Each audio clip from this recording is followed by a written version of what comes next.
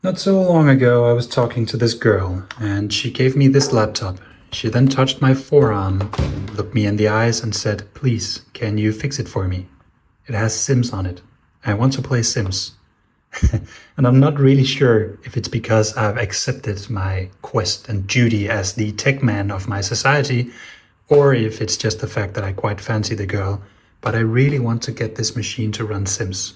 She said that she used to run Sims when she was younger, and she now no longer has access to the computer.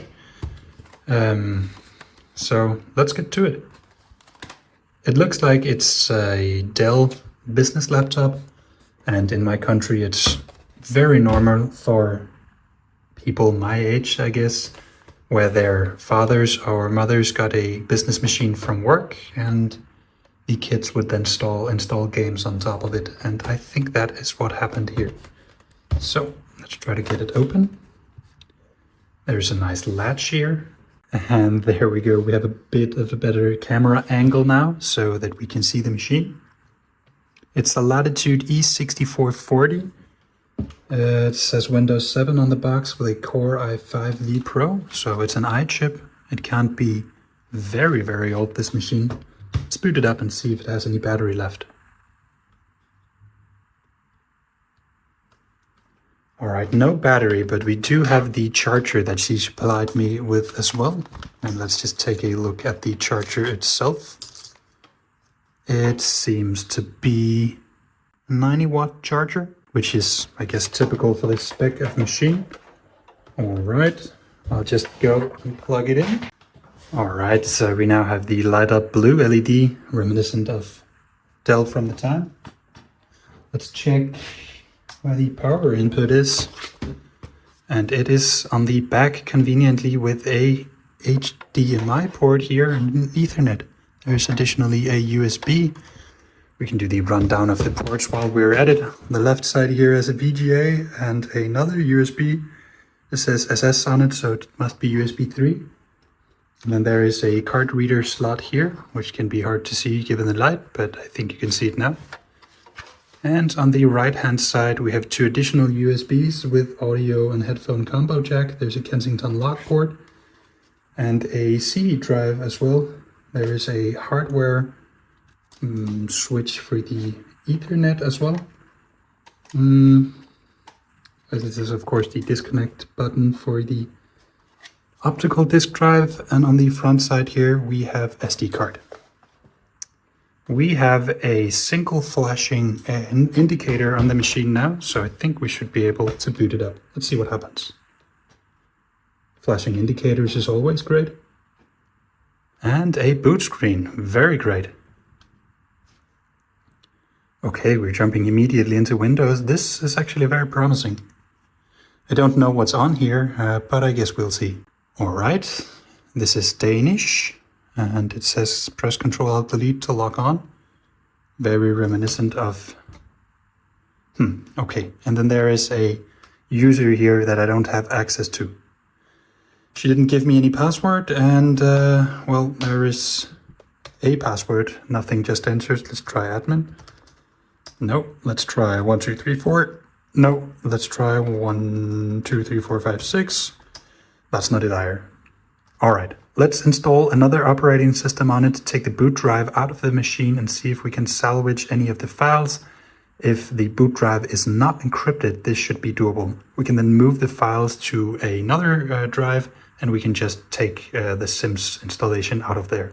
If everything else fails, I guess we'll have to install from scratch and find a version of Sims somewhere. I think I have one in my closet. Let's power off the machine and see what's inside. I'm going to use the toolkit I have available here, which is just the regular old toolkit that every tech tuber and their mom has. And while the computer boots off, it does so there. We can take out the charger cable and turn it upside down. We then of course have to disconnect the battery, which is latched here. And how is this disconnected? Like so. Very nice. That's it for the battery, and the entire bottom section here seems to be held in place with 1, 2, 3 screws. 4 screws. That's mental compared to what we see nowadays. Alright, there's the screw bar driver. Here is a bit for it. And then let's see what we can get going. There's 1. There's 2. There's 3. This is the 4th one. Other ways. We can pull out the access slot here. Oh, that's just the boot drive. Of course it is. And this is a 180 gig SSD, so this must be a fairly new machine. Huh, nice. Very nice indeed. Let's put that there. I want to get into it now, just to see what's in here. And this latches just comes off. There's the bottom cover in its entirety. We've got some RAM here, which seems to be... this is 4 gigabytes, so this is rocking 8 gigabytes of some RAM. This is probably DDR3 for the time. Yes, BCL3. Alright, pretty cool. There's a CPU underneath here. I don't want to pry off the heatsink and fan assembly right now, so let's wait until we have a Linux distribution running, so just grab it off there. This seems to be the access card. Now this is the wireless Air Prime. Does this have, I think this has an LTE module in there. That's pretty cool. Does it?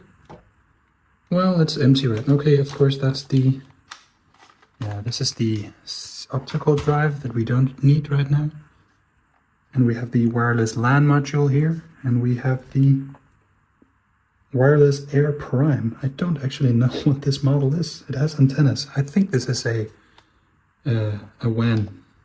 I think this is a, what do you call it in English? You know what I mean. I think this is for connectivity when you're not connected to either wire or Wi-Fi. The motherboard battery is here, and I don't really think that there's anything else for us to do. I guess we could pry everything apart, but I don't really want to do that right now.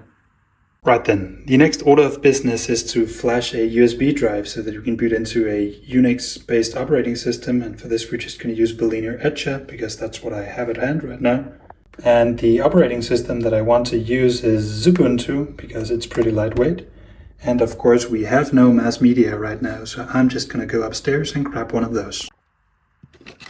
There we go, this should do it.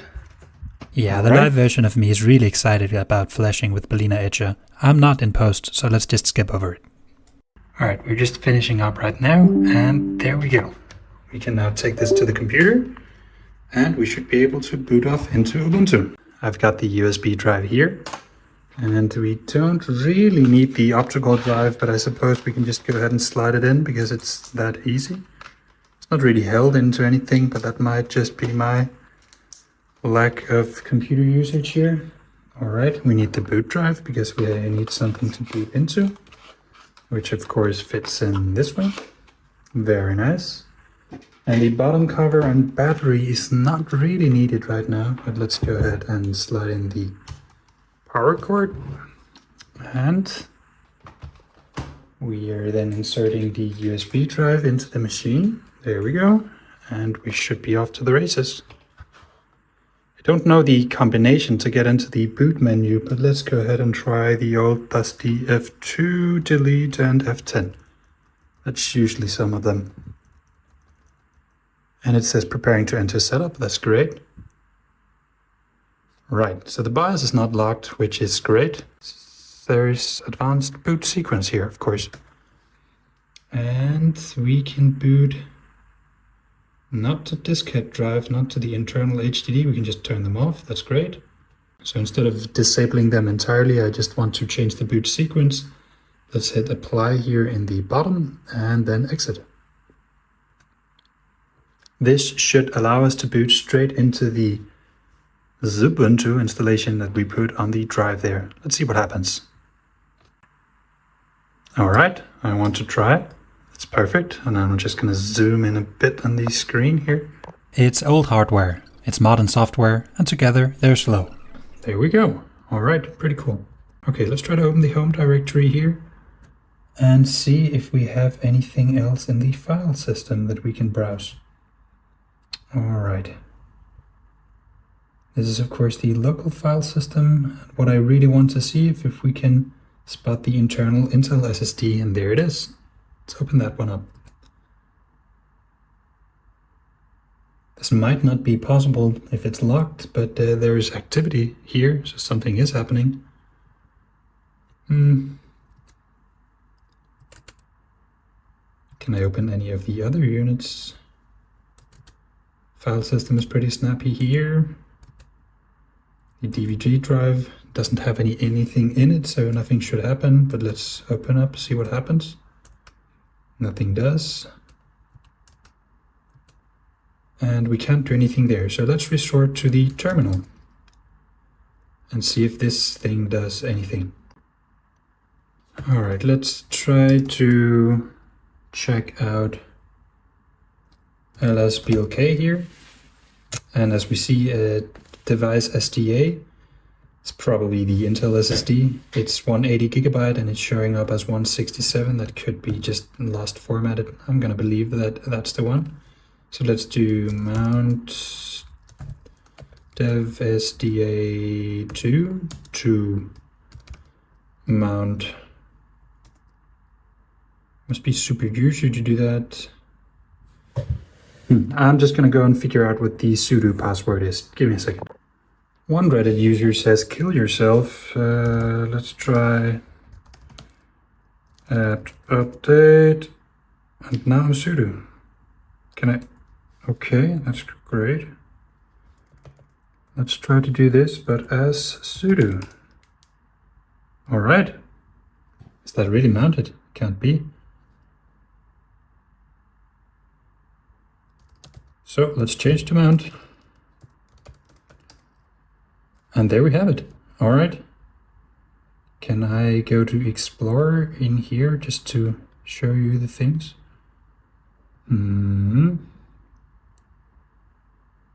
The places, can I do, yeah, I probably can.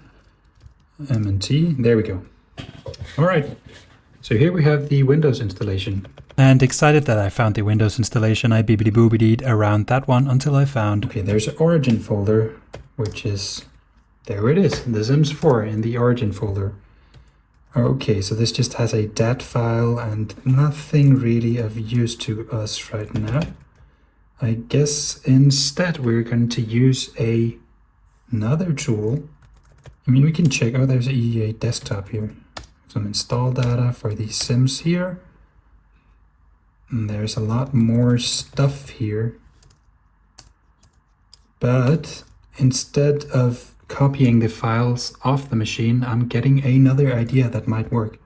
I have a tool in my tool bag that's just Hirens boot CD that can probably reset the administrator password for the machine, which should just allow us to boot into native Windows. Let's do that. The tool that I'm talking about is of course Hirens boot CD, an oldie but a goldie, but truly a legend. A curious fact to share with you is the fact that this computer did not crash when I removed the USB drive. This is because the live environments are loaded into RAM as you use the USB drives, but since you're watching this video, you probably knew this already. So let's go ahead and do a sudo power off here, and the machine should die instantly. But instead of dying instantly, it was just awake. Don't really care about this computer right now. Go to sleep. This will instantly kill it because it has no battery.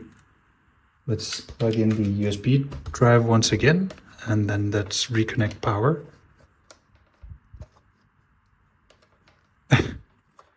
It's okay, many men have the issue finding the right hole. At least so I've been told. There we go. I was trying to plug into HDMI, which is of course not a great source of power. All right, power on again, and I'm getting where this is not running. It is. There we go. The boot sector of my Hirens installation was not written correctly to the USB drive. You'd have known this if I had not sped through the installation before, but I'm telling you now. Now, as I was pulling out the USB drive here, it suddenly struck me. This is not my computer. I can't just do anything with it that I want. So, of course, I'm going to take a backup of the internal SSD, being this SSD in here. And I'm going to do that to my Samsung 250 gig SSD that I conveniently Who would have imagined that I conveniently freed up in my last video? So I'm gonna go ahead and put Clonezilla on this drive, and then let's clone the original boot drive to this drive. That way the original data is completely unharmed, and I'll only be making changes to the copy that I have right here. Let's do that. And once again, I'm flashing a new operating system to the same USB stick before, this time Clonezilla, so that we can make a backup of the original boot volume. Right then, Clonezilla is ready on the disk drive here. I'm gonna go ahead and put it in. And we need the SSD from before. And in order to get the files on that, I have this cutesy little doodad, which can be hard to see due to the backlight. But it is a USB to SATA device, and since we're just using SSDs here, the USB bus should provide plenty of power. So let's plug it in there.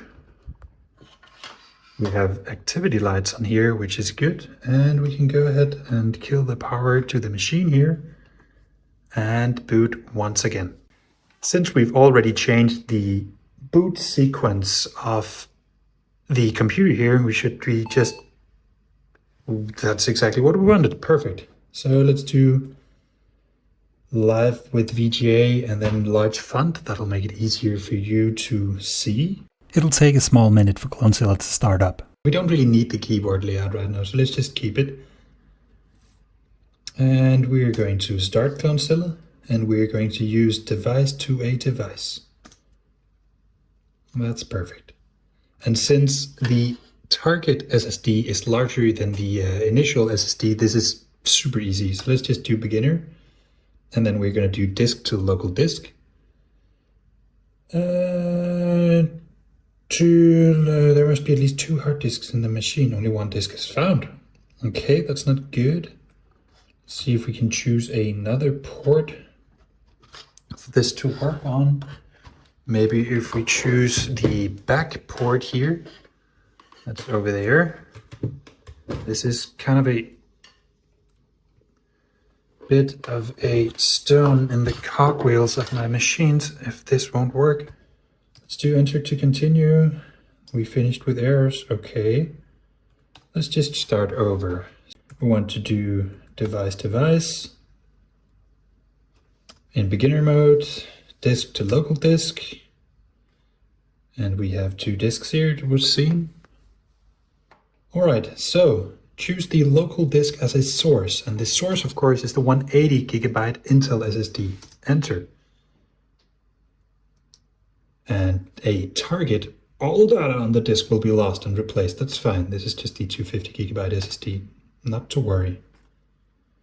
And do we want to skip? Yeah, I don't really care about any repairs right now. We just want this to go fast. Use the partition table from the source disk. This is fine. This means that there will be unused space on this disk, but we don't really care about that. And I don't have the skills to create a partition table manually, so that's fine. And then we're done. We just want to choose. That's also fine. So press enter to continue. And I love that they give us the next time you can run this command directly. I have no idea how to remember that. Okay, so are you sure you want to continue? Yes. Are you sure you want to continue? Warning, warning, warning. Let me ask you again. Okay, fine. There we go. Everything is running now.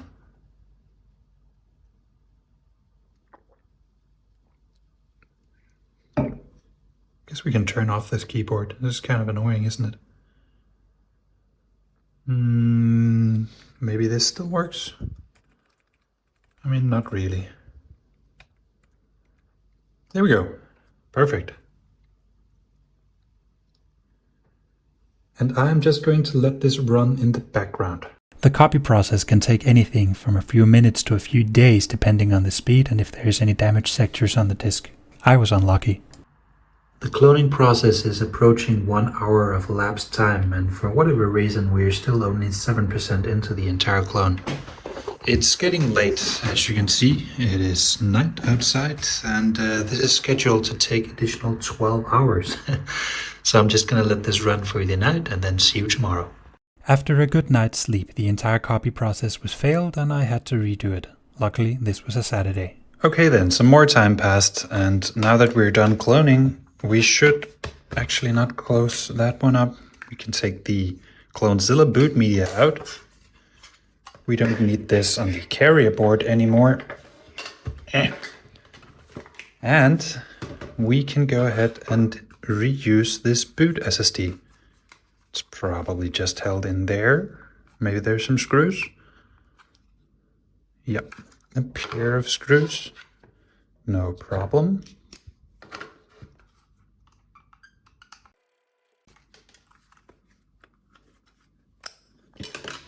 Just a single screw. Easy. Then we're moving over the new SSD here and slide the retainer here on again. Now we just need to put the screw back in.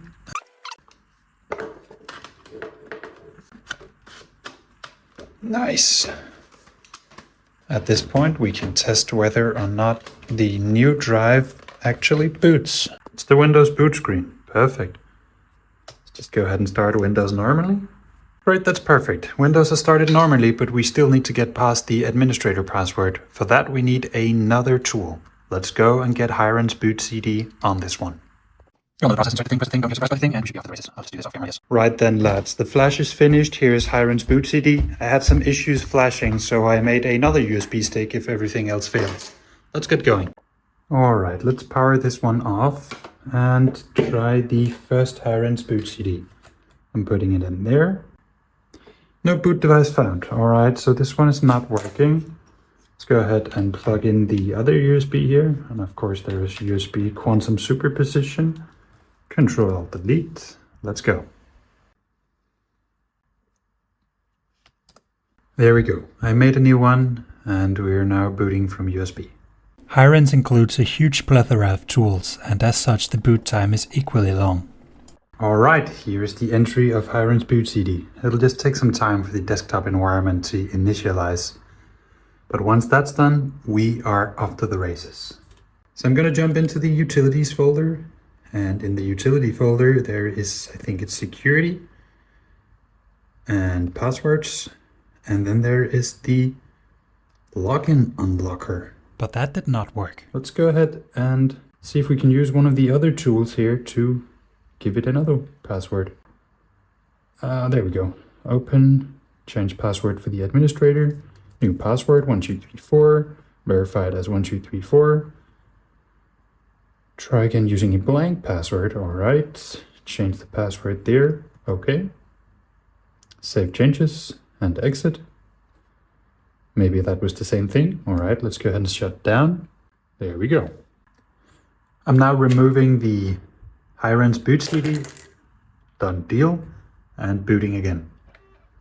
This should allow us to boot straight into Windows, and now that we've cleared the administrator password for the administrator account, of course, we can go ahead and log into the environment as an admin.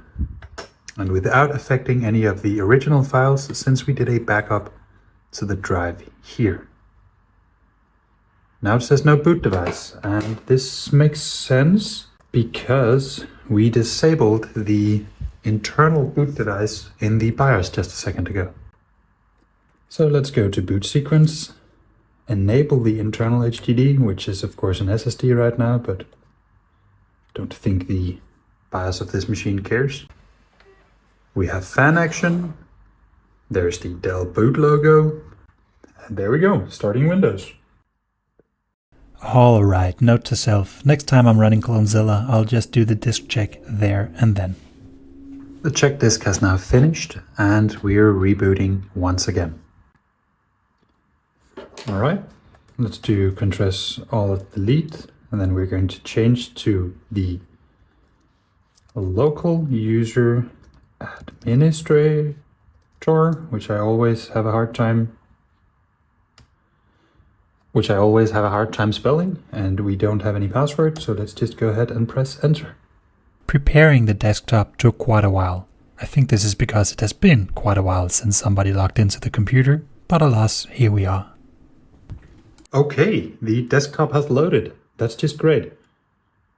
It says there is no script program of the file type .sys. That's funny. Maybe.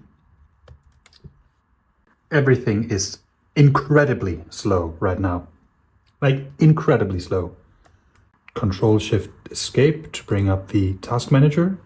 And I don't remember how Windows 7 works. Here we have performance. So nothing out of the ordinary here, to be honest. Seems all right. What if we go into disk management? Which in Danish is not called disk management. Here we have the partition manager. And since the C partition is the last partition on the disk right now, we should be able to just right-click this partition. Maybe not. We should be able to expand this partition. And right now we have 33 gigabytes free. Should be able to right-click here, expand, next. It's already selected, then do next again, and then complete. And in just 1 second, we have used all of the 232 gigabytes available to us. So let's go ahead and cross out here, cross out here.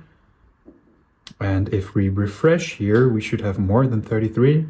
There we have 98 gigabytes. All right, we're doing something. The next problem that I want to face here is probably to get this computer a bit more up to date. So I'm going to put Windows 10 on it. Then I'm going to use the Chris Titus script to deep load Windows 10. And then we're going to put some additional games on it. And the disk thing here is doing its thing. So I'll go upstairs and get the computer ready for that. While the laptop is doing its thing here, I'm contemplating how to upgrade to Windows, because I just remembered that Windows 7 is completely out of support right now, and I'm not super comfortable putting Windows 7 on the network on my local computer. So I'm going once again to flash, this time an early build of Windows until one of these USB drives. I'm then going to do an offline upgrade from Windows 7 to Windows 10. And then I'm going to do an online upgrade of the Windows 10 version that I'm putting on to the current version of Windows 10. Let's go ahead and do that. Yeah. All right. Boot selection, select, downloads, Windows. It's then scanning the image. See you in the next clip. And we're now in the installation menu. Let's do install. And we don't have a product key.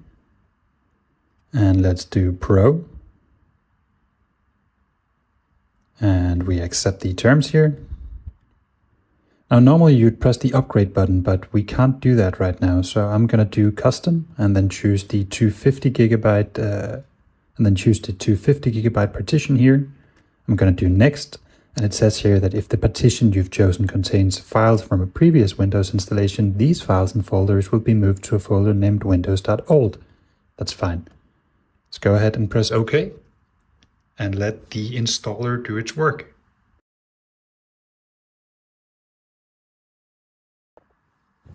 The installation has now finished. And we should be booting into Windows. Well, we should be booting back to the installation media because we didn't enable the internal disk. Let's do that. We are once again in the BIOS. In the BIOS setting, we can enable the internal HDD. And it's already on top, so let's do apply and exit. I've already dismounted the USB drive. We should be booting straight into Windows 10 now. There we go. That's the Windows 10 boot logo. Woohoo! Windows 10. And for whatever reason, we're still able to boot into Windows 7, but let's just do 10 here and see what happens. We're probably booted by the "we're making some things ready for you" screen. At least that's my guess.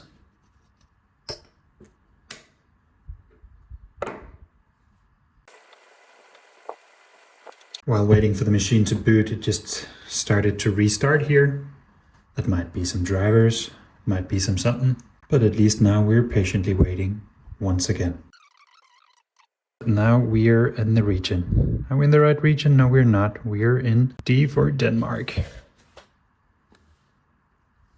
Is the keyboard layout right? Of course not. We're still Danish. Yes. No, I don't want to add a second layout. And I don't have internet right now. That's just a shame. We are going to continue with the limited setup because we don't want to do anything here. Who's going to use this PC? That's of course going to be a great question. You know, the rest of the install is boring as well. Let's skip it. Great thing, we're at the desktop now. But instead of doing anything, I want to use one of the tools I used in a prior video. So let's take this computer upstairs.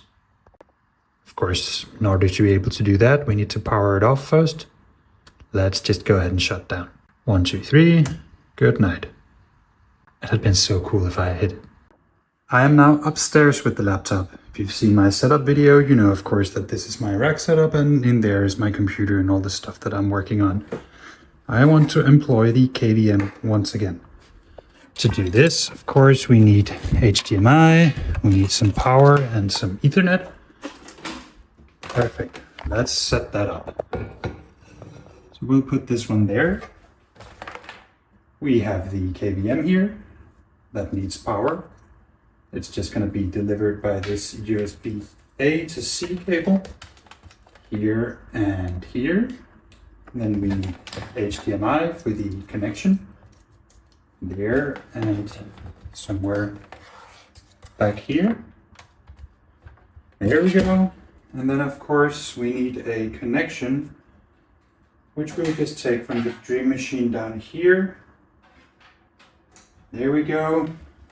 And there we go. All right. Let's go ahead and open up the laptop here. Power it on once again. And then you should be able to see that the KVM is powering on. Might be hard to see, but it is.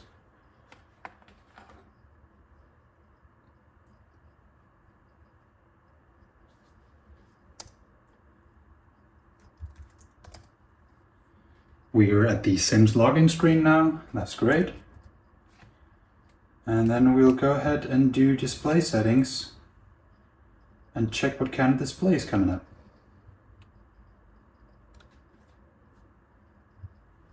We don't see any displays, which is a shame.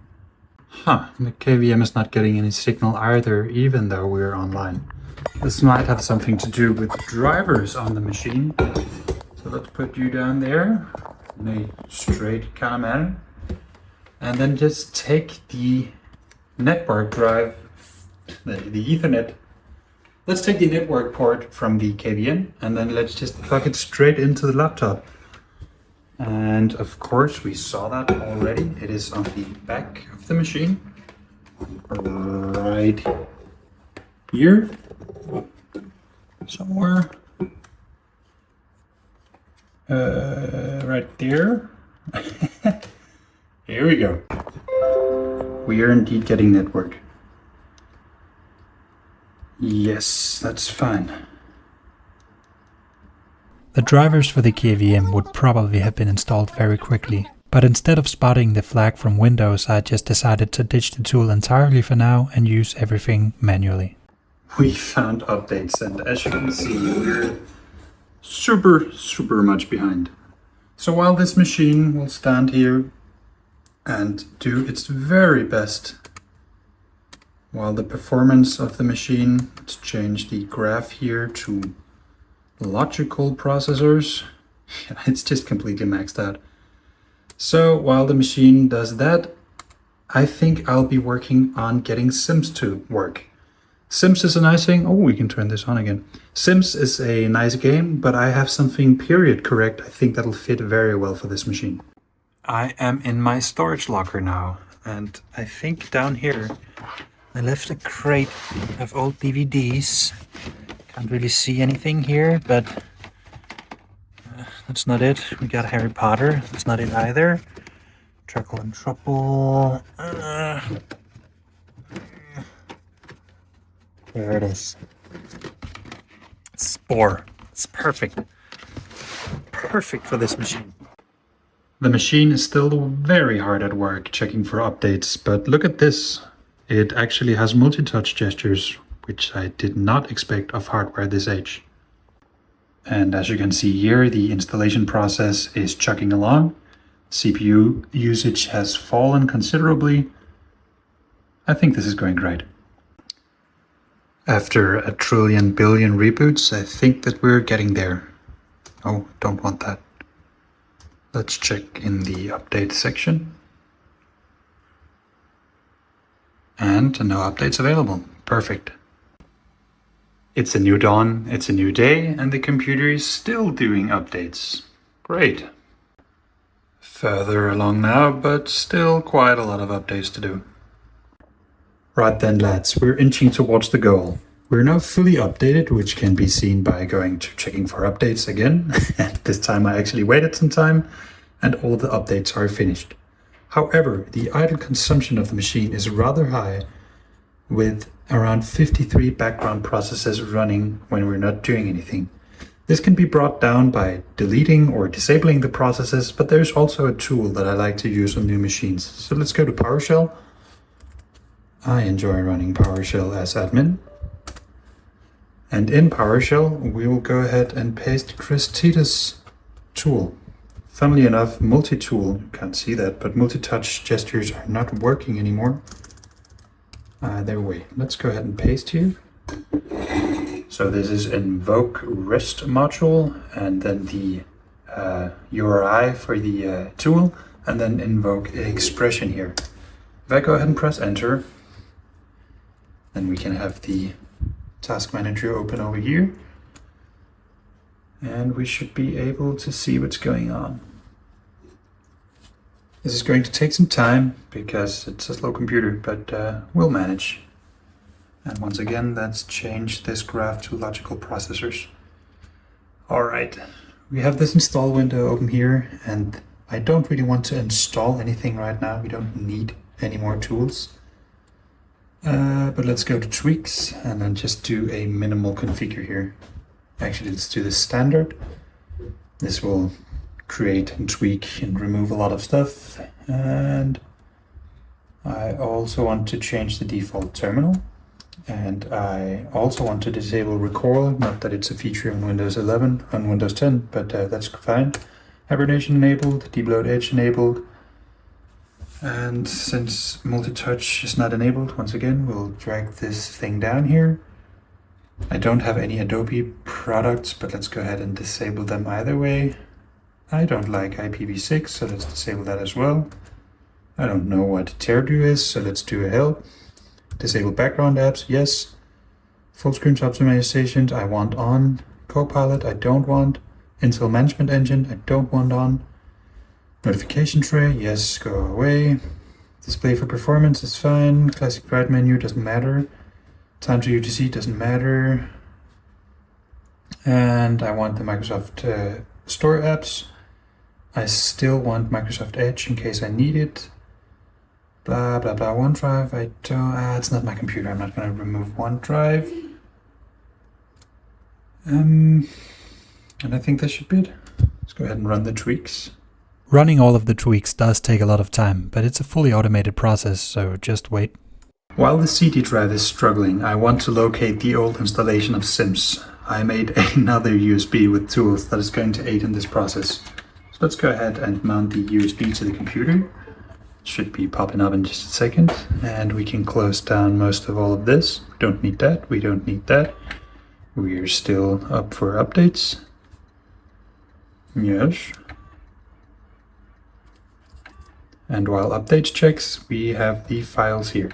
These are just some of the tools that I use on a daily basis. We could probably have done this from within the Christita's Tech tool, but let's go ahead and open TreeSize. TreeSize is a great tool to figure out where you're using space on your disk. And since I had to reinstall Windows a couple of times, I think I have folders that are just doing nothing. So let's go ahead and select a C directory here, restart the program as an administrator, and see what it finds. I don't want to listen to the CD anymore, so let's go ahead and unmount that. There we go.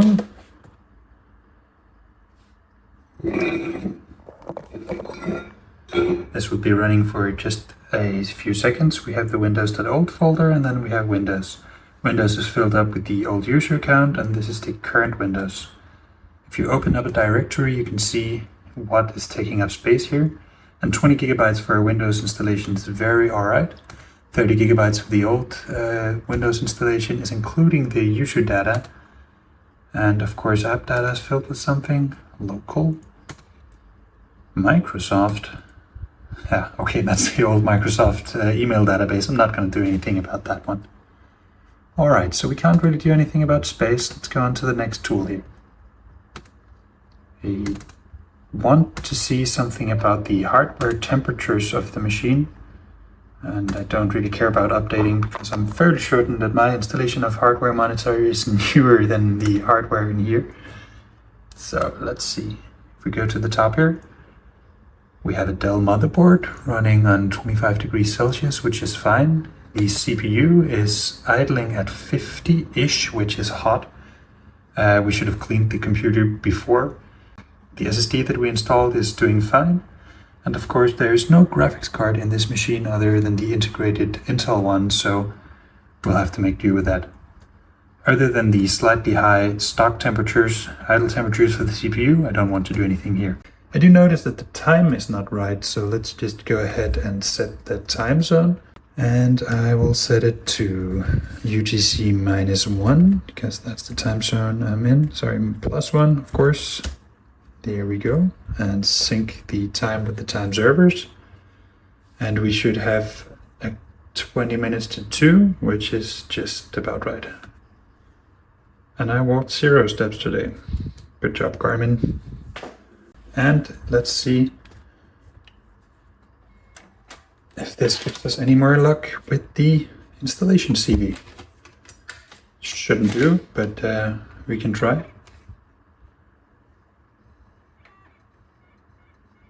Yeah, we have the same like faulty seeking of the thing here, so that won't work. Looking around in the computer, interestingly, Windows seems to report a 8600M series graphics card in here, which is weird because there's no nomenclature on the laptop suggesting that it's there. But we'll go ahead and search.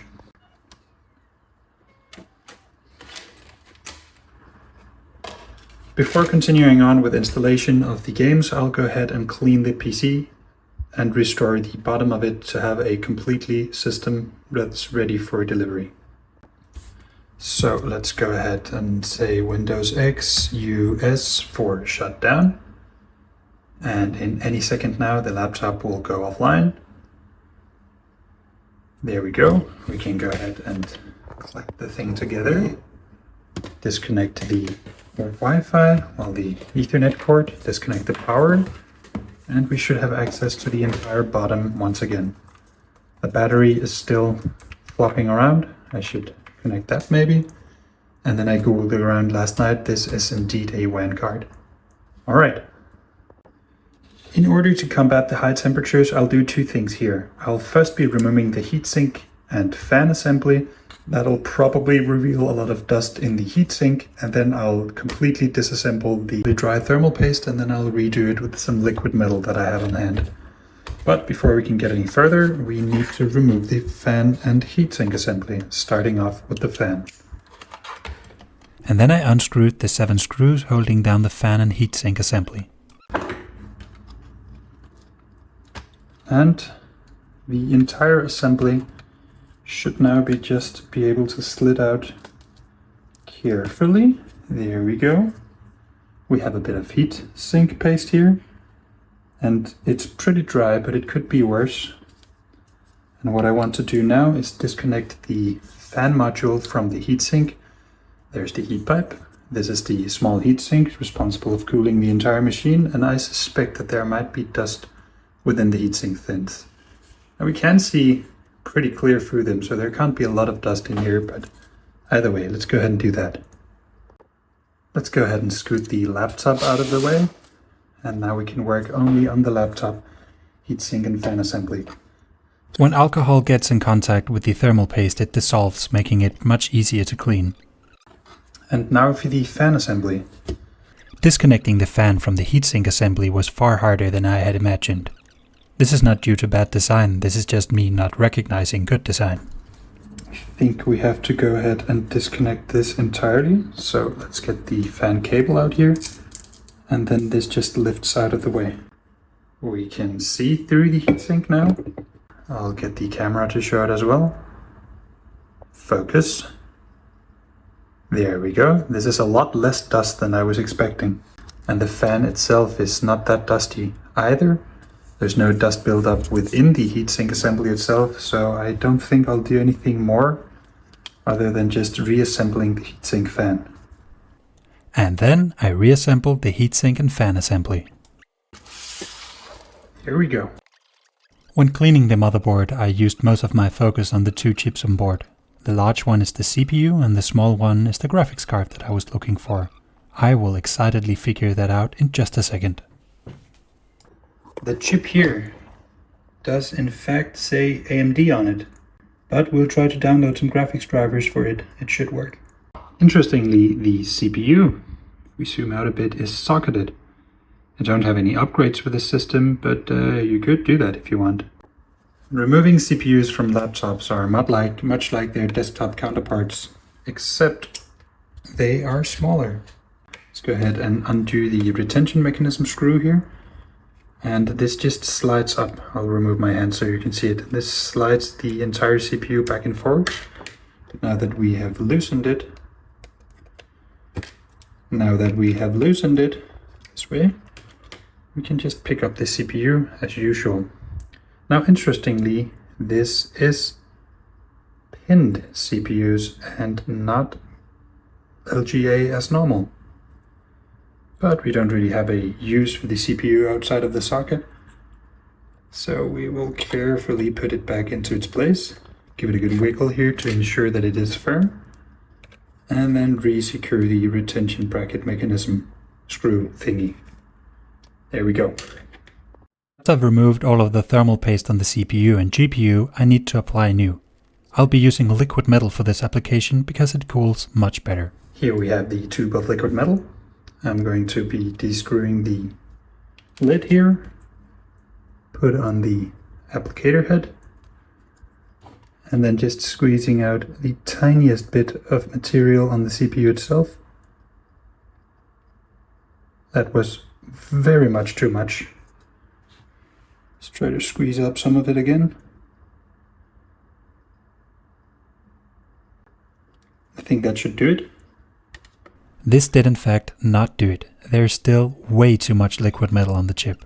You'll see me try to move this over to the graphics card and then also to the heatsink assembly, because when using liquid metal you have to apply to both sides, but in the future I'll have to go back and take off some of the excess material.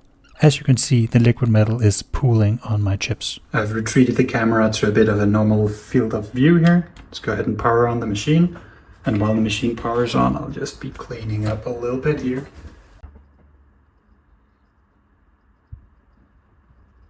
Meow, we are waiting. And the temperatures now have dropped by almost 10 degrees.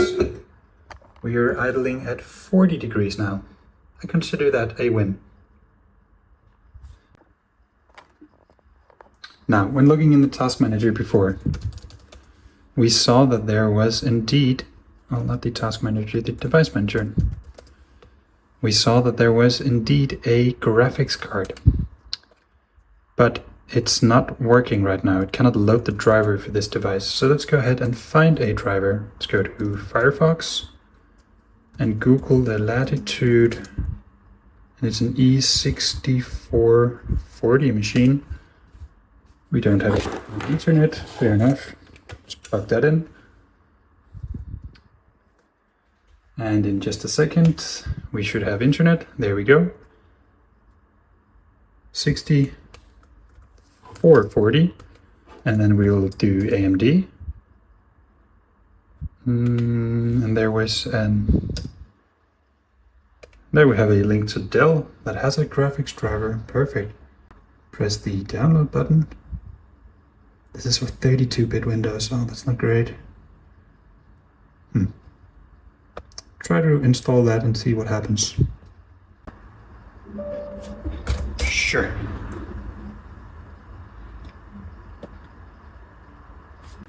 Doesn't seem like anything's happening right now.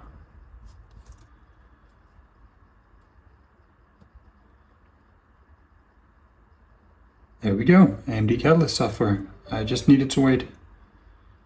And Catalyst is of course very much old, but it'll have to make do. Let's do custom installation, let's always do that. Yes, I'd like to create the folder. And yeah, I think we want all. This is probably what the Express thing did either way, but I like to have control. Finish. There we go. And can we see anything? Well, the display adapter here is now gone, so let's go ahead and do a reboot of the machine. See you in Windows. And now an operating system wasn't found. I know the error, the culprit here is that I still have a USB drive connected and it's trying to boot off the USB drive, which of course has no operating system. So let's disconnect the USB drive and press Ctrl-Alt-Delete. Hopefully you should see a Windows loading icon right now. There we go. It seems as though the thermal paste application was not great. Let's just go ahead and continue and see if this was a fluke. Booting back into Windows, I found my idle temperatures was now higher than they were before the metal application, and the graphics card was no longer anywhere to be seen. Then the computer crashed on me. Instead of doing the Dell drivers, let's just get the drivers directly from AMD. Let's go to the drivers page here. Let's do the Windows drivers. And this will just auto-detect whatever hardware is on the computer. And that should work. Then again, we can't see the graphics card within the device manager right now. So let's see what happens. This is a bit of a newer edition. It's something wrong. No AMD graphics hardware can be detected in your system. Okay, fine. How about instead we do this? We do AMD HD 8060 90M series GPU. Search that one up. And there we go, Windows 64-bit edition.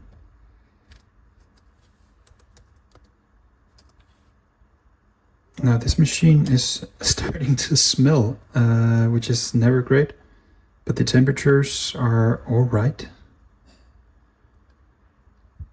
I'll have to check the fitment of the liquid metal. This is just a general tip for anyone who wants to convince the world that they're great at technology. If you suspect you have cooling issues with your machine, check out the cooling. If your machine that you have not checked out the cooling on starts smelling like burnt plastic, you should definitely check out the cooling immediately. Once again, turn the laptop over, redo the 4 screws, and of course the issue that I made here was the fact that I closed up the computer before I was completely certain that everything was working. This is a curse and you should never fall for it.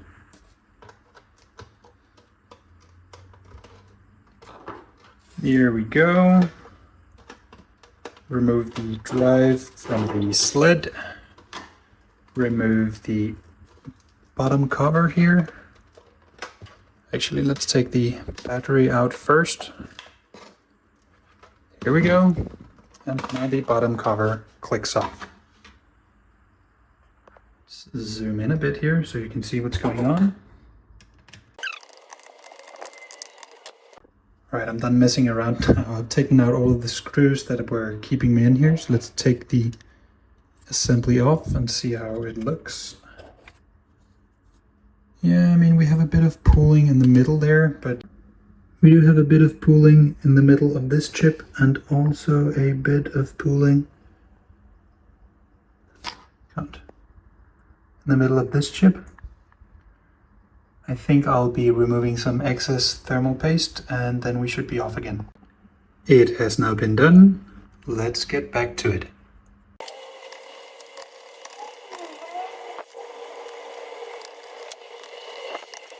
The level of light outside is rapidly going down, so let's get this machine back together and let's have it booted up again. Notice that I don't put on the bottom this time because I'm afraid that I will be visited by the disassembly beast. Let's go. Okay, no bootable devices. And it's of course over here now since we've swapped the unit. Control Alt Delete. See what happens now.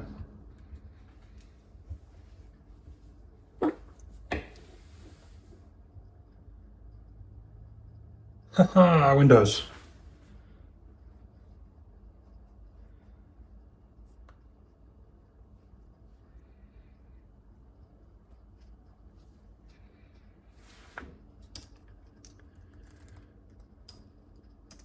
Alright, in order to check that the temperature is actually alright, let's open up hardware monitor. We'll just do that on one side of the screen here. Go ahead and close. Let's get you over there. And for the other side of the screen, we have another tool, ZBUZ, which should have a basic stress functionality that will check whether or not our thermal application is alright. Let's continue. There is the bench button. And let's do all 4 threads to stress the CPU. This should make the temperature rise considerably, but it doesn't really look like that's happening. We've reached 60 degrees and the fans have just turned on. We are using 20 watts of power and all of the processor cores are at 100%. I'll leave this running for some time. Alright, 15 minutes or so have passed, and while the screen did go black, the temperatures are perfect. We've been sitting on 100% CPU utilization and temperature has not crept above 70 degrees. I consider this a win.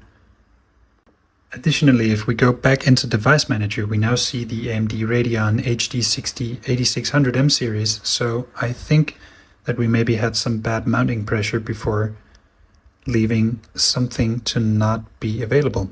Let's do this Adrenaline driver from 2020. This was the last one I opened and downloaded directly from AMD. Alright, we now have the ability to click the install button. That's great. Perfect. Let's just go ahead and restart manually. Looking back upon the footage, I'm not really sure what actually happened to the graphics card. It's an integrated part of the motherboard, so mounting pressure shouldn't matter that much, especially not from the cooler. And depending on what state of update Windows was in, it was either there or not there. AMD has gotten a lot of flack in the heyday for having bad drivers, and I wouldn't necessarily call this a bad driver problem. It could just be an outdated hardware problem. We are now at the desktop again, and AMD is just doing its thing. Nice. The installation has just halted. The entire computer is stalled here. That's not great. I'll have to fix that later.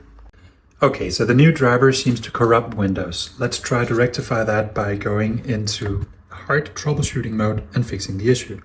I will now boot into safe Windows mode, and then we can take off the installer. I want to do safe mode with networking. I'm booting into safe mode with networking in order to download display driver uninstaller. At this point I still think that the AMD driver is in fact installed on the computer, and I want to rip it out of the installation so that I can reinstall it, hopefully with successful parameters this time. Right then, we seem to be back in Windows, and for now nothing is crashing, so we can go ahead and log in.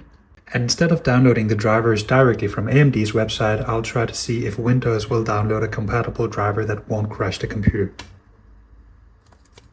So let's go to Device Manager. No. And see if we can spot the graphics card under display adapters. We cannot. Great. Let's go to updates and check if Windows can pull any updates. And we're seeing just security intelligence for Microsoft Defender. It's not really worthwhile, but we'll wait until that one is installed. Then I'll reboot the machine and check if Windows finds something new. Some time has passed, and my hardware settings now seem to have changed. Please reboot your computer until these changes have effect. Okay, fair enough. We'll do that. Now the success did not take a long time. For whatever reason, Windows is crashing now here as well. I can't seem to do anything. So let's try to manually shut down the computer and see what happens once we log into Windows once again. It might just be that I have to disable the graphics card entirely if something is wrong with it. A faulty graphics card could be the reason why this computer was abandoned in the first place. Could also just be old. So Windows seems to be loading fair and square for now. And I'll just be moving the mouse around to see if we can cause a crash. Everything is still fine, so we'll go ahead and log in. Usually the computer would have crashed by now. And let's open up Device Manager once again, see what we find. And before we do that, let's go ahead and remove CCleaner. I tried using that before, it didn't work. Go away.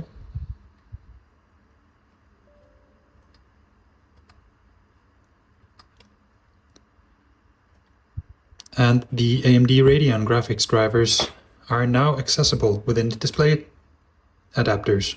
So even though that Windows did not seem to change anything before, we now have display adapters. So let's go into System Updates once again and check if we have anything to pull down now.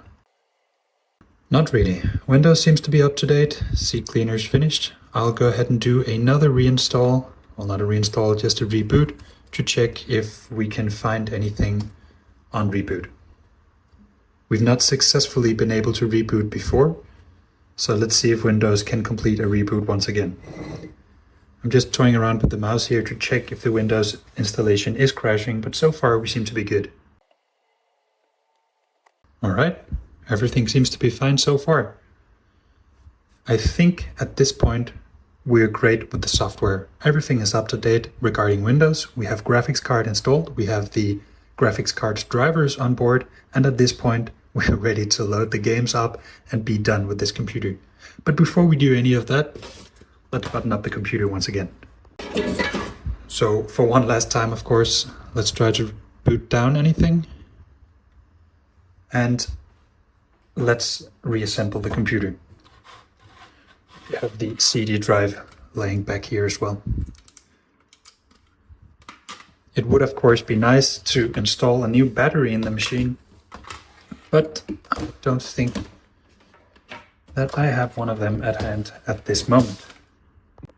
Since it has been a few days since I worked on the laptop last, I'll just check the fitment on each of these screws one last time.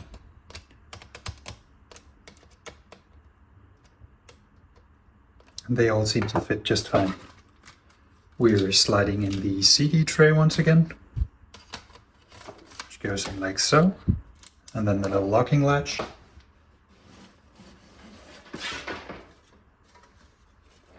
Then there's the bottom slot cover here. And as far as I remember, we need to get it into the bottom front here, and then anything should just click down, of course, first when the battery is out. There we go. Beautiful.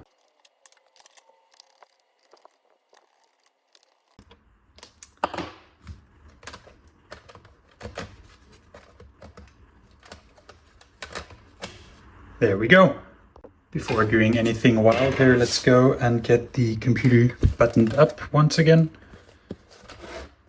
by installing networking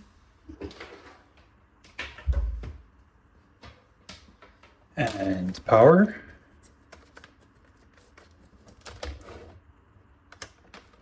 Which is there. And Power up the machine.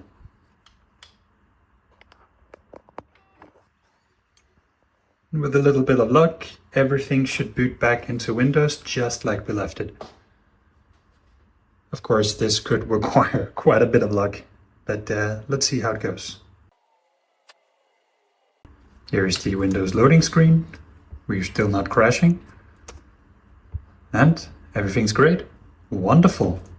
To make sure that everything is indeed working as intended, I'll try to disable the graphics card in here in the device manager, and then I'll run Unigine Heaven benchmark, get a score, and then afterwards I'll do it again with the graphics card enabled to see if the score has risen. That should happen.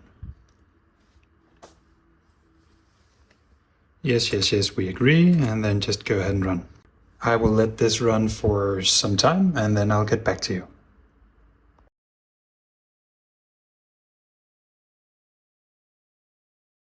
Right then, so 12 FPS is not impressive at all, and I don't suspect the other results to be either, but let's go ahead and re-enable the graphics card and see if we get any better results. So I'm just quitting the Heaven benchmark here, then going back into Device Manager and enabling this device, and then we'll go ahead and do the same thing.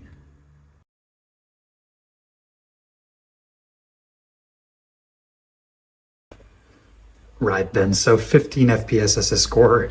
I mean, it is better, and percentage-wise is also much better, but come on, this is not the result I was looking for. Something interesting to note is that the graphics card is not reporting any temperatures, clocks, or frequencies, which is the same as clocks. I'm of course trying to say fan revolutions. I'm trying to install some other drivers, and then we'll be done with the drivers. So at this point, I've tried installing drivers from Dell that crashed the computer. I've tried installing multiple drivers directly from AMD that also crashed the computers. At this point, the only driver that seems to be working is the one downloaded directly from Windows off, and I didn't do anything to that. I'm going to do another search for machine-specific drivers from Dell's own website in the hope that that can give me more luck. Alright then, I'm trying to download the E6440 video driver for this particular laptop. Instead of doing it directly from AMD's website, I'm doing it from Dell's website. Maybe there's some tomfoolery going on in the Dell driver. Maybe the AMD driver is targeting a system that's just too high and incompatible with this old computer. I don't really know, but it's worth a try. I have of course tried this before, and curiously this one says version 15.201, while the other one I tried was version 14.301. I assume that 15 is greater than 14, and 14 did crash the system, so maybe this will crash the system as well. If that happens, we'll just boot into safe mode once again, pry off the graphics driver, and then we're at the same place that we are right now. The driver is just about downloaded now. We'll go ahead and try to open it. That'll bring the Windows window up. Yes, let's do that. And let's go ahead and install. Alright, this just brings up the Catalyst install menu. Install in English. Let's try once again. We accept, and yeah, of course access is denied to this old AMD side. Not a problem. Alright, everything seems to be green. We got a check mark. We can press finish. And yes, we'd like to reboot now. So this is where everything gets interesting. We've never had a graphics card driver install until this point and be successful with the reboot afterwards. So far, so good. And there we have it. It crashed.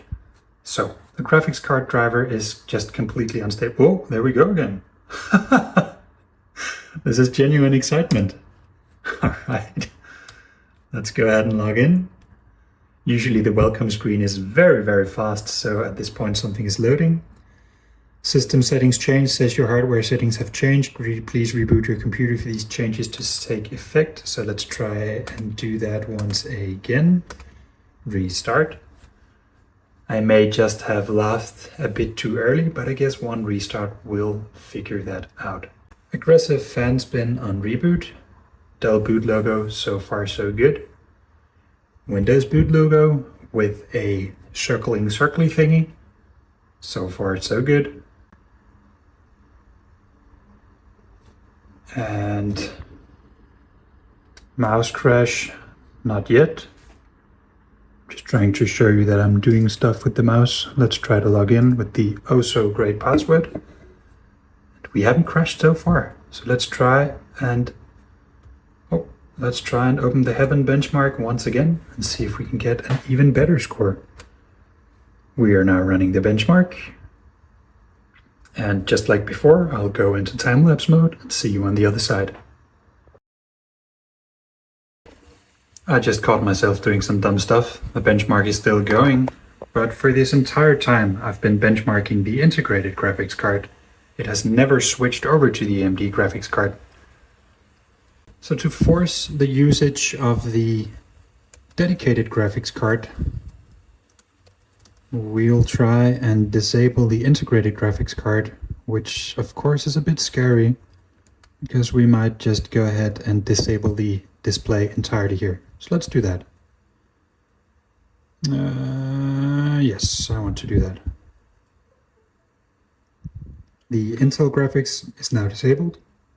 The AMD graphics is enabled, and we'll try to restart Heaven benchmark.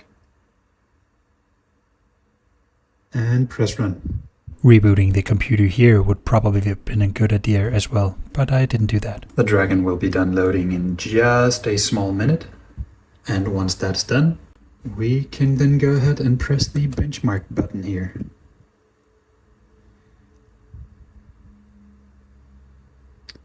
Now at this point, we don't have any information at all. The information regarding what graphics card we're using is completely done. And I'm just gonna go ahead and quit here entirely. And then let's look in HP Monitor and see if we can see any graphics card adapters. The dedicated graphics card is probably getting routed through a MUX switch through the CPU, which is why I can't see any info when disabling the CPU graphics card itself. We can now see the voltage, the temperature, and the clocks of the AMD Radeon card, but even at the max clock we are at 300 MHz, which would indicate some kind of low power state. Yeah, I don't think this is working entirely great. I've installed FurMark here, and FurMark does actually see the Radeon 8690M graphics card, and it is listing as GPU 1. Guess we'll go ahead and do a GPU stress test to see if this will work.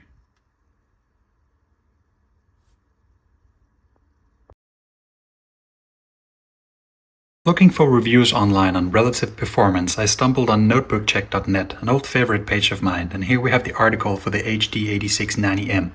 If we go down to 3D Mark CloudGate score, this should be scoring roughly 6,000 points.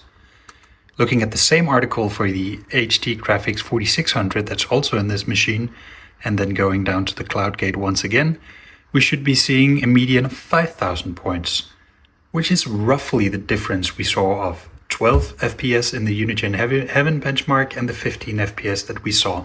So not a substantial improvement by using the dedicated graphics card, but an improvement nevertheless, and we'll take that. The very next day, this pesky Activate Windows sign appeared in the bottom right of my monitor. This can be alleviated by purchasing a real license, but there's also another way around it. It seems like Microsoft don't really care about activating Windows because they made it so goddamn bloody easy to get around. Anyways, just put in your PowerShell terminal invoke REST method, then the URL get.activated.win, and then pipe that to invoke expression. That'll allow you to circumvent the registration.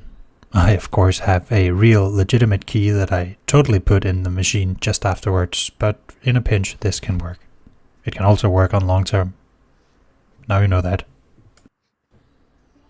After activating Windows in totally legitimate ways, we can now go ahead and personalize the system to my liking. I like a solid blue background, so I'm gonna put that there. And of course, touching just about any setting in Windows right now seems to trigger a lengthy and long update process. At this time, the Windows 10 version 22H2 system has appeared to me, so I'm gonna go ahead and install that. I can't really believe that I've waited so long to do anything about this absolutely dirty screen. But we're doing it now. I'm just using regular tap water and then I'm cleaning off with a dry towel. At this point, we're ready to put some games on this thing. There we go. This should do it. All right. Remember that the original mission was to get Sims to work on this machine. I got a little carried away with my old childhood games, so that's what I'm going to tackle first. That's so dumb.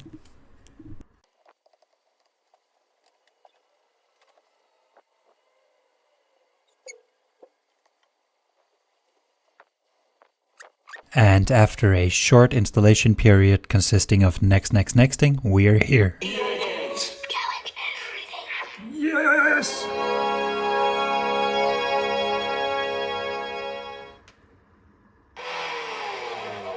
Hi, I'm Brooke Burke, and I play Rachel Teller in Need for Speed Underground 2. Playing a racer in the game was a lot of fun, but on the streets, I make sure to drive safely and responsibly. When it comes to Okay. racing, make sure you only do it on the streets of Underground 2. So remember to always use your seatbelts and obey the laws of the road.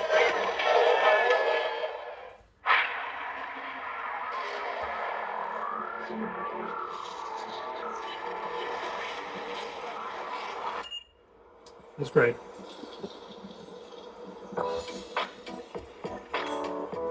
And at this point, YouTube gave me a copyright strike for including Riders on the Storm remix of Snoop Dogg. I absolutely love it, and I would love to play it for you. You probably have to go into another tab and put it on if you want to hear it. But for now, I'm just gonna disable the audio because I don't want to get demonetized and I don't want to get my channel shut down.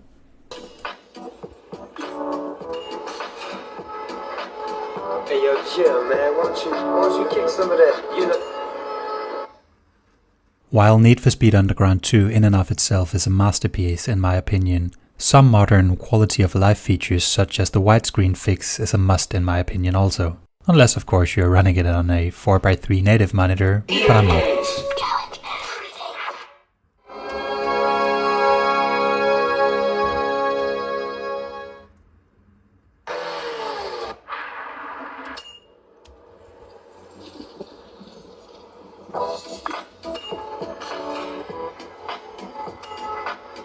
Hey yo, chill, man. Why don't you kick some of that, you know? You know how you do it, man. It's a trip. People don't even. I don't even remember how to change gears.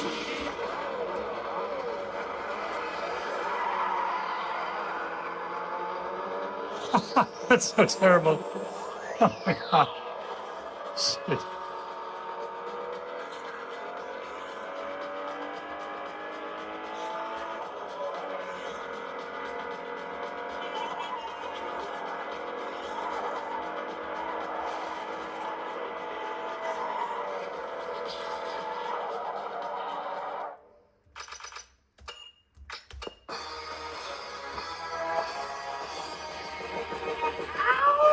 Yeah! I love it.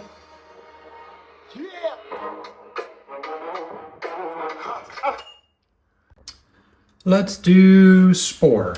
Now, this is a crack, but I do own the real game, so this is fine in my country. This is true for all of the games that I'm going to be installing in this session, by the way. I own all of these games. Some of them will take a long time for me to retrieve the CDs, some of the CDs have damage on, so it's just much easier to get an online copy of the game that I already own. In the background you'll see me struggling installing the games. It seems I'm unable to read the README file that perfectly describes how to install the game, but I think I'll figure it out in some time.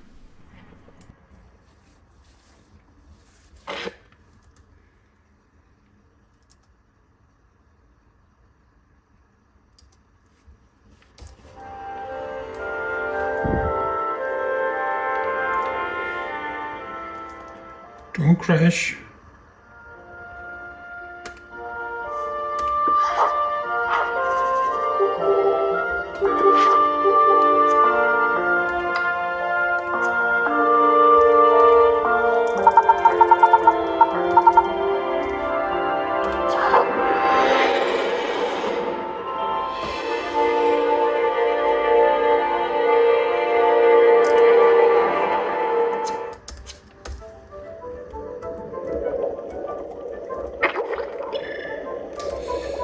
This is all fine and good, but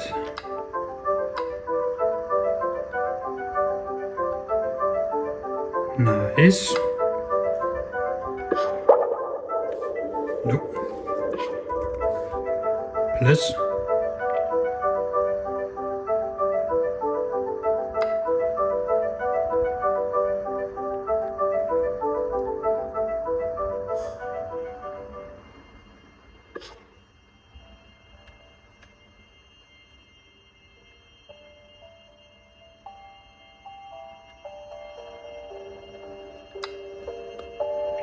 Why is no settings taking place?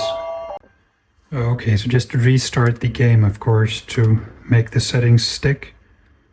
We'll do a bit more widescreen.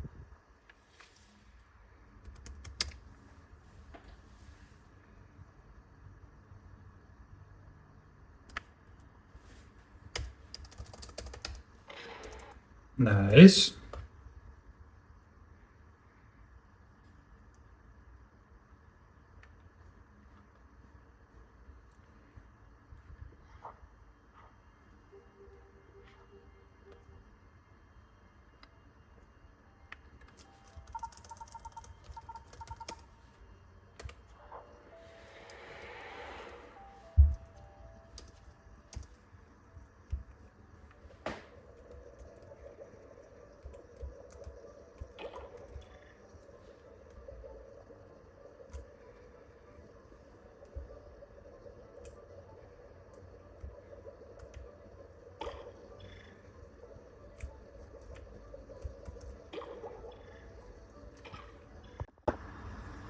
Another old favorite of mine is Warcraft 3 Frozen Throne. Boy, that's hard to say in English. In the USB drive that I carry on me every day is a folder that's almost as old as me, including a self-contained version of this game. No installations, no DRM, just an executable file with all of the necessary child files to make it work. Not only is Frozen Throne a legendary game, but keeping it this way makes it superbly easy to set up for LAN parties with my friends. We could of course also get the reforged version, but no.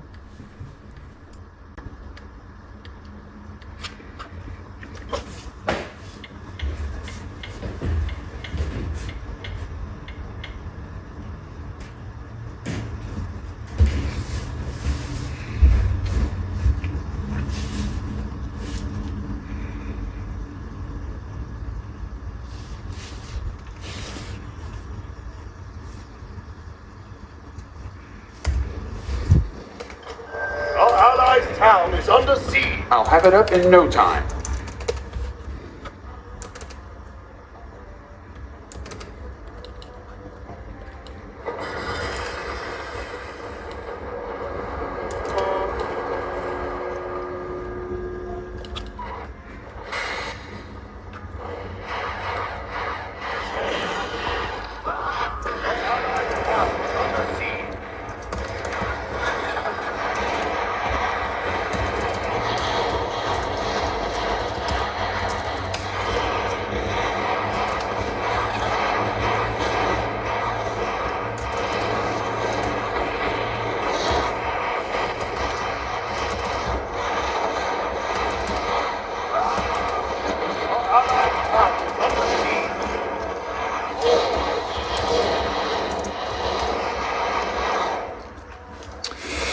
Shit.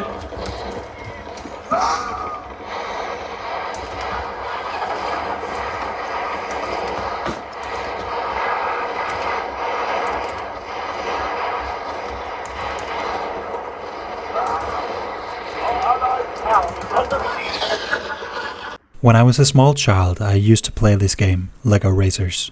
It has this intro movie. There is a prerequisite for the game to start, but the file that I have is corrupted. I found a similar file online, the only problem with it being 30 seconds long, and it has to play 3 times before the game can boot. That makes the boot time of this game 1 minute and 30 seconds. But listen to this.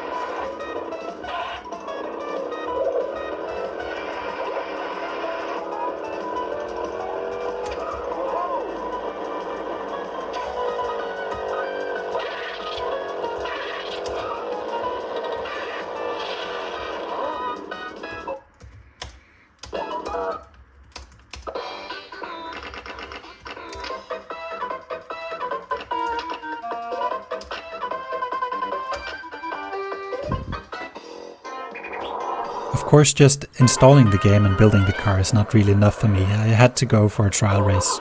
This is where I found out that the laptop keyboard doesn't have N key rollover, so I can only press 2 keys at the same time, which makes it impossible to do the drifting thing, turning and actually pressing the speeder at the same time. Not great.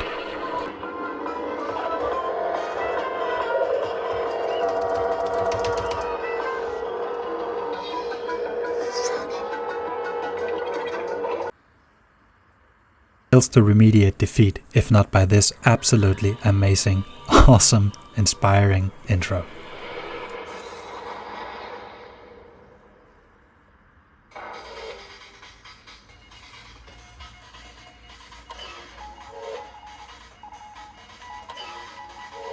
Sir, yes, sir. Cleveland Valley, then. Comrade General, my name is Lieutenant Zofia. It will be my job to see that your command runs smoothly. I have assisted in over 50 successful campaign simulations since the Great War. I believe you will be more than satisfied with my services.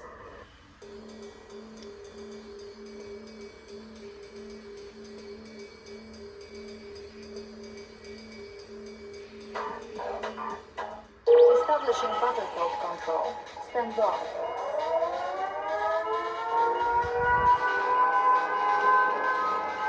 Reinforcements have arrived.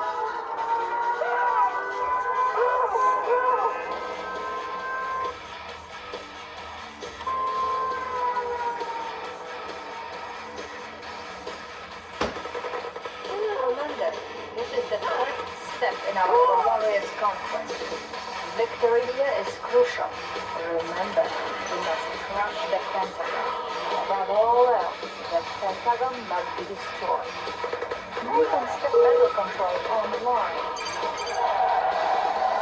New objective received. Building. Waiting order.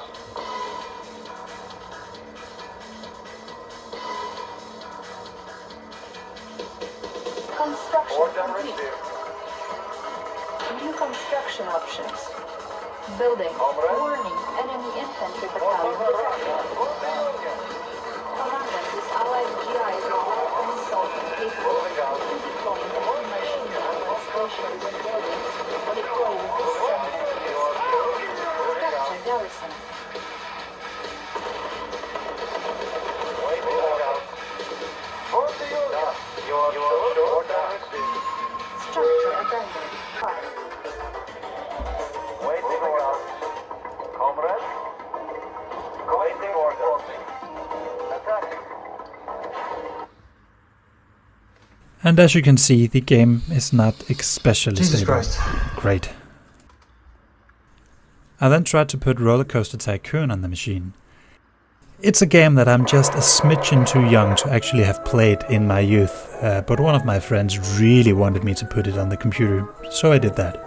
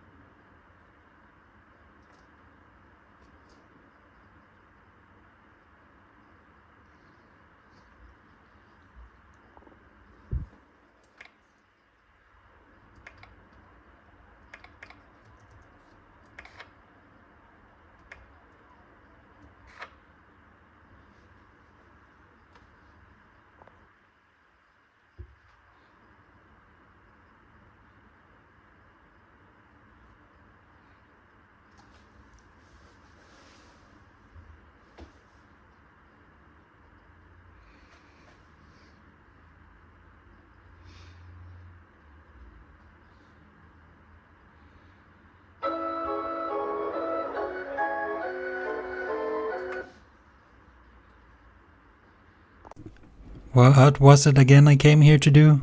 Oh yeah, that's right, Sims. Let's put Sims on it.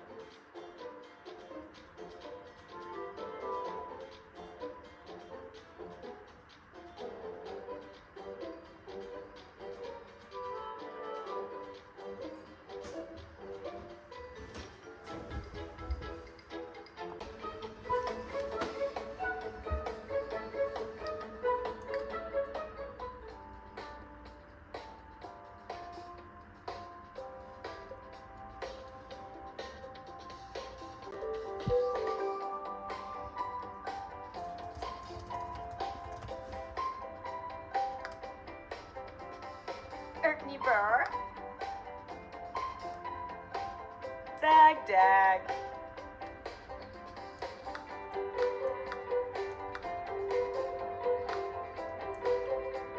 Oh, ah.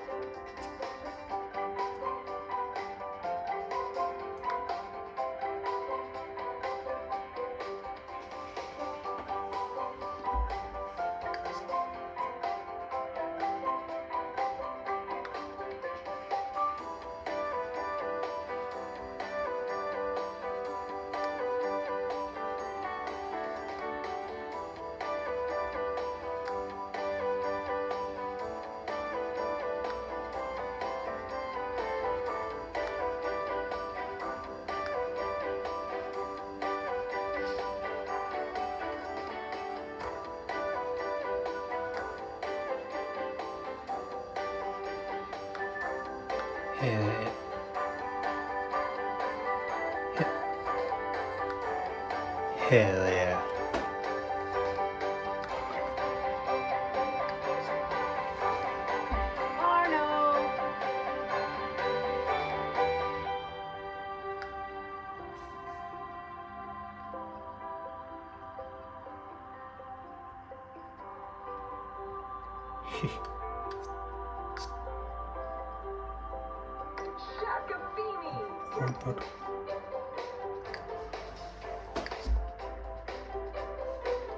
got two.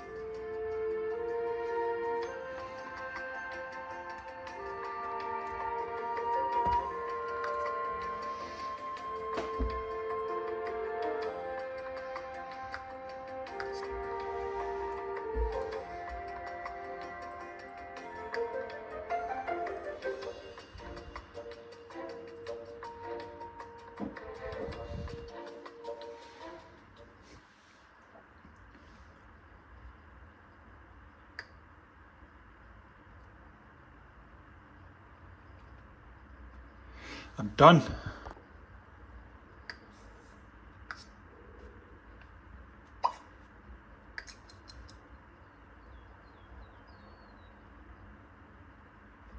Cortana, fuck off.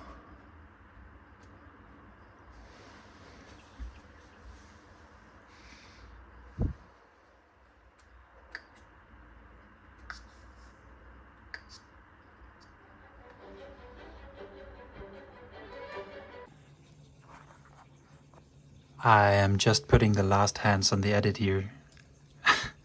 Oh my god. Do you see this? This is Sims 3. And what did I set out to do in the very start of this video? Right around here at the 12-minute mark, I'm digging around in the old Windows installation. And then I find it. Oh my god. It's Sims 4 I'm supposed to install. I've already passed on the computer. No. Yeah, and I'll leave you with that. I guess have a good one. Oh, fuck.